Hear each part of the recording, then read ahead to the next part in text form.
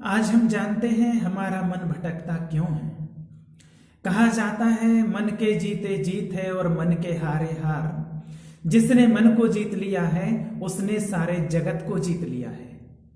आपसे 4 वेद और 18 पुराण यही कहते हैं कि जिसने मन को जीत लिया है उसने सबको जीत लिया है।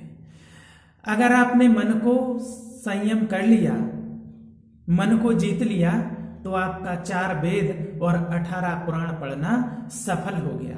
अगर आपने मन को नहीं जीत पाया तो आपने किसी को भी नहीं जीत पाया। मन को जीत लिया यानी कि जगत जीत बन गया। कहा जाता है मन जीते जगत जीत। मन को जीतना यानी जगत को जीत लिया। तो आज सब लोग परेशान रहते हैं कि हमारा मन यहाँ वहां भटकता रहता है, और जब मन भटकता है तो मन भटकने के कारण इच्छाएं पैदा होती हैं और वही इच्छाएं दुख का कारण बनती हैं। तो मन भटकने का सबसे पहला कारण है कि आप अपने मन को खाली छोड़ देते हैं, आप अपने मन को फ्री छोड़ देते हैं। कहा जाता है खाली मन शैतान का घर होता है, इसलिए मन को हमें खाली नहीं छोड़ना है। नहीं तो उसमें जिस प्रकार से आज एक जमीन होती है और जमीन में आप अगर उसमें बीज नहीं डालेंगे तो उसमें घास फूस अपने आप उत्पन्न हो जाती है। अगर आप जमीन में बीज नहीं बोएंगे तो उसमें घास फूस उत्पन्न अपने आप हो जाती है, उसे बोना नहीं पड़ता है। इसी प्रकार अगर आपने मन को खाली छोड़ दिया, उसमें आप पॉजिटिव विचार नहीं डालेंगे, अच्छे सोच अच्छे विचार नहीं रखेंगे, तो नेगेटिव विचार अपने आप मन उत्पन्न कर लेता है और जो हमारे दुखों का कारण बनता है। फिर हमारी बहुत इच्छाएं पैदा होती हैं, जो इच्छा पूरी ना होने के कारण फिर दुख पैदा होता है। इसलिए हमें अपने मन को कुछ ना कुछ पॉजिटिव विचार देते रहना चाहिए। मन को कंट्रोल करने का सबसे अच्छा साधन है प्रभु का चिंतन करना, भगवान का ध्यान करना, वेद पुराण शास्त्र पढ़ना, धार्मिक ग्रंथ पढ़ना और भगवान का कीर्तन करना, जिससे हमारा मन भटकेगा नहीं, मन हमारा कंट्रोल में रहेगा। मन को कहा जाता है मारो नहीं सुधारो। कई लोग कहते हैं कि मन को शून्य कर दो। मन शून्य नहीं हो सकता है, वो शून्य नहीं हो सकता है, ना वो रुक सकता है। आप सोचो कि मन में कोई विचार ना आए, ऐसा हो नहीं सकता है। मन में विचार तो आएंगे ही आएंगे, लेकिन उसमें कैसे विचार लाना है ये हमारे ऊपर उत्पन्न करता है। इसलिए हमें अपने मन को अंकुश लगाना है। जिस प्रकार से घोड़ा होता है, मन को भी तूफानी घोड़ा कहा गया है। 1 मिनट में कहां से कहां पहुंच जाए और 1 मिनट में मन क्या क्या सोच लेता है। आप अगर कहीं से कुछ देख कर आते हैं और वो ही मन में चिंतन चलता रहता है, किसी की बातों का चिंतन चलता रहता है, अगर आप मन को खाली छोड़ देते हैं। इसलिए हमें मन को खाली नहीं छोड़ना है, उसमें कुछ ना कुछ पॉजिटिव विचार डालते रहना है।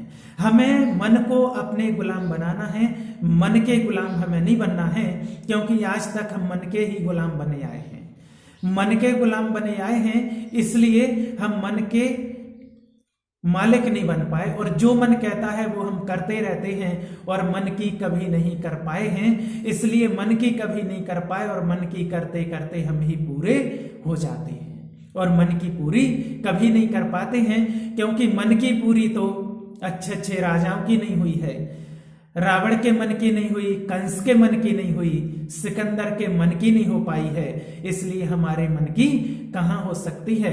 इसलिए मन में बहुत सारी इच्छाएं उत्पन्न होती हैं और इच्छाएं कभी किसी की पूरी नहीं होती हैं। और कहा जाता है इच्छा जो होती है वो दुख को जन्म देती है। आवश्यकता हर किसी की पूरी हो जाती है, आवश्यकता तो एक भिखारी की भी पूरी हो जाती है, लेकिन इच्छाएं कभी किसी की पूरी नहीं हो पाती हैं। और जब इच्छा पूरी नहीं होती है तो वो दुख को जन्म देती है। आपकी जरूरत है, आवश्यकता है रोटी कपड़ा और मकान। रोटी कपड़ा और मकान और शिक्षा ये आपकी आवश्यकता है, तो ये आवश्यकता तो आपकी पूरी हो जाएगी। लेकिन आपकी इच्छा है अच्छा मकान हो, बंगला हो, 56 भोजन हो, गाड़ी हो, ये आपकी इच्छाएं हैं। तो इच्छाएं तो कभी किसी की पूरी नहीं हो सकती हैं, और आवश्यकता हर किसी की पूरी हो जाती है। इसलिए हमें इच्छाओं में नहीं आवश्यकता में जीना है, और हमारी आवश्यकता जरूर पूरी होगी और हमें कभी दुख नहीं होगा। आपका मन अगर इधर उधर भटकता रहेगा तो कभी भी आपको प्रभु का दर्शन नहीं होगा, भगवान में आपका कभी मन नहीं लगेगा। क्योंकि जिस प्रकार से प्रैक्टिकल उदाहरण है, एक सुई है, सुई में आप धागा डालते हैं, अगर सुई यहां वहां हिल रही है, अगर सुई यहां वहां हिल रही है तो आप उसमें धागा नहीं डाल पाएंगे, और सुई को आप स्थिर कर देंगे, उसमें धागा डालेंगे तो धागा डल जाएगा। इसी प्रकार से अगर हमारा मन यहां वहां भटक रहा है, स्थिर नहीं है, तो आपको प्रभु का दर्शन नहीं होगा। और जिस दिन आपका मन एकाग्र हो जाएगा उस दिन आपको प्रभु का दर्शन हो जाएगा। इसलिए कहा जाता है कि मन की गति है अटपटी, झटपट लखे ना कोई। मन की गति है अटपटी, झटपट लखे ना कोई। मन की जब खटपट मिटे तो झटपट दर्शन होई। जब मन की खटपट मिट जाती है तो झटपट प्रभु का दर्शन हो जाता है। इसलिए हमें मन को रोकना है, भटकने से रोकना है, क्योंकि मन तो हमारा यहां वहां भटकता ही रहता है। कहते हैं मन ही मिलावत राम से, मन ही करत फजीत। सारी गति मन की है, मन चाहे तो राम से मिला देता है और नहीं तो मन ही भजित कर देता है। मन ही मोक्ष का द्वार है और मन ही बंधनों का कारण है। मन से ही मोक्ष का द्वार खुलता है और मन से ही बंधन है, बंधन में बंधे हैं। जब हम देहधारियों में अपना मन लगाते हैं तो वो बंधन है, और जब भगवान में अपना मन लगाते हैं तो वो मोक्ष का द्वार खुलता है। मन ही है सब कुछ कराने वाला, अब उसको कैसे कराना है वो हमारे ऊपर है। क्योंकि जिस प्रकार से एक चाबी होती है ताले की, चाबी एक ही है, वो इधर घुमाएंगे ताला बंद हो जाएगा और उधर घुमाएंगे तो ताला खुल जाएगा। मन ही ऊपर ले जाने वाला है और मन ही नीचे ले जाने वाला है। जिस प्रकार आप छत पर चढ़ते हैं तो सीढ़ी से ही ऊपर जाते हैं, और जब नीचे आते हैं तो सीढ़ी उतर कर ही नीचे आते हैं। इसलिए हमें अगर भगवान में मन लगाएंगे तो हम ऊपर जाएंगे, मोक्ष का द्वार खुलेगा। अगर यहां वहां मन को भटकाएंगे तो हम रसातल को जाएंगे, गिरते ही जाएंगे।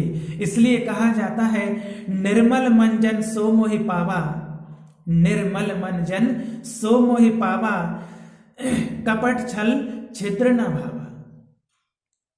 अगर मन हमारा निर्मल है तो हम भगवान को पालेंगे। जिसके अंदर छल है, कपट है, तो वो व्यक्ति कभी भी भगवान को नहीं पा सकता है। इसलिए हमारे अंदर छल और कपट नहीं, हमें निर्मल मन रखना है तो हम भगवान को पालेंगे, और भगवान को याद करेंगे तो हमारे मन का भटकाव बंद हो जाएगा और हमें प्रभु का दर्शन हो जाएगा। अच्छा, ओम शांति।